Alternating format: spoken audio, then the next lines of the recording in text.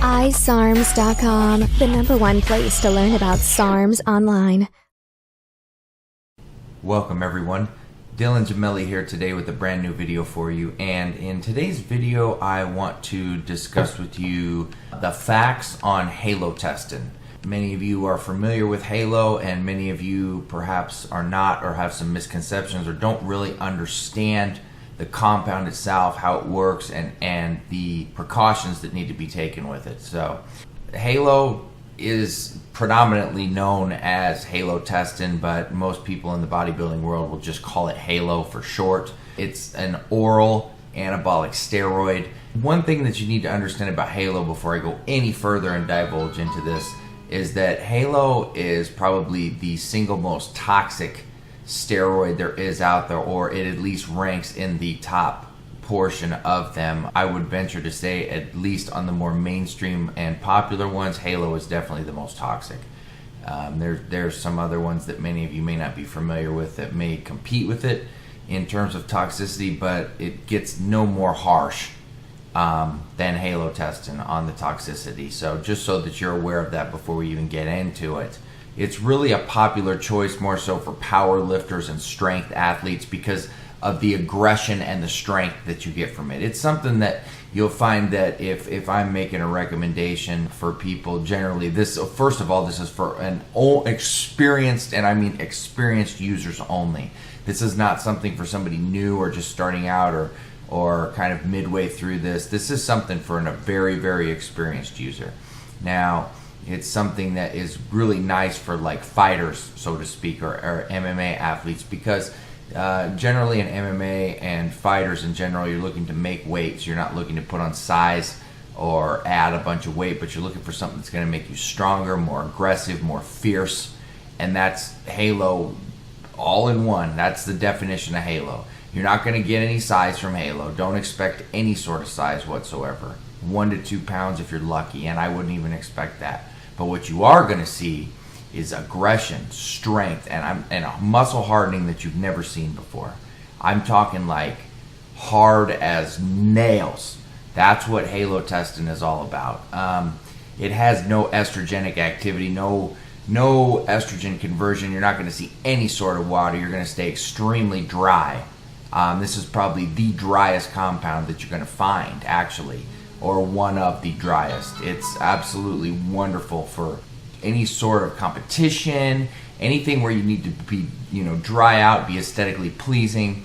It's absolutely one of the most ideal things for that, especially stacking it with something like Masteron or Winstrol or S4 SARM. It's just going to accent it even more, and it's going to have a prolific effect on your physique.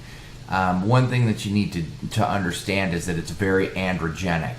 Okay, so that's why you're going to feel that extra aggression, and it's not just going to be a little extra aggression. There's going to be a lot of aggression while you're using it. So it's important to not use Halo if you're a new user. The increase in androgen is going to be really difficult for like a newbie user to control. So it's something that you definitely want to avoid. Now, like as I was saying, the toxicity in Halo is extremely high. You absolutely must take all precautions when using Halo. It can be extremely dangerous, and it can be very detrimental to your health, especially if you don't know what you're doing. I see a lot of people that perhaps run Halo much too long. They run doses far too high, and by doing so, they're just making themselves far more susceptible to long-term problems, especially internal.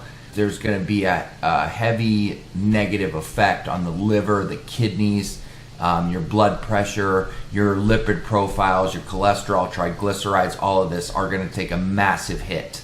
So that's why it's important to make sure that you're protecting yourself throughout any sort of use. Now, the key here is the responsible use of Halo. You do not want to ever, and under no circumstance, ever exceed 40 milligrams a day, and even that is too high. 20 to 30 milligrams is plenty.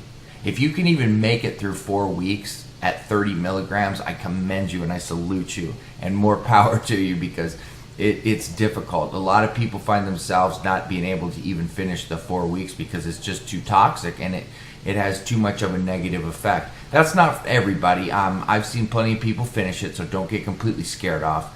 But what I'm saying is that you really need to be responsible, and you need to be on top of your blood pressure, monitoring it at all times, really watching your kidney values, your liver values.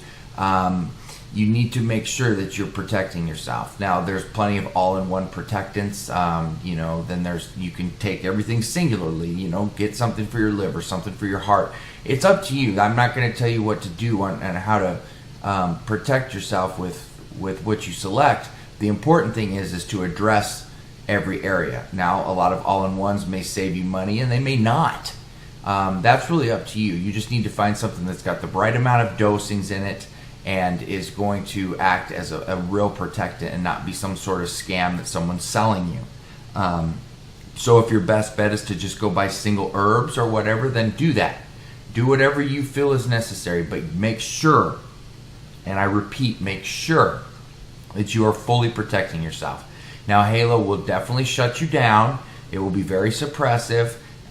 So you also need to run a full and extensive post-cycle therapy, or the recovery is going to be brutal. It will also, give the possibility of adding things like acne due to the, high amounts of androgens that are in the actual formula. So you just need to be aware of all of this and make sure that you're protecting yourselves at all times if you decide to go with Halo, because Halo is no joke. It needs to be taken very seriously, and all precautions should be kept and made at all times. Halo is best suited for the end of a cycle, to finish it off and to really clean up your gains, and to really harden up, etc. That's going to be the best time. So the last 4 weeks of a cycle are the most optimal times to use it.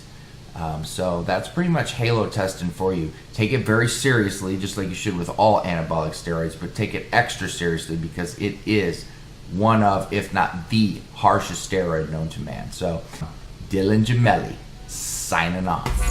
SARMs.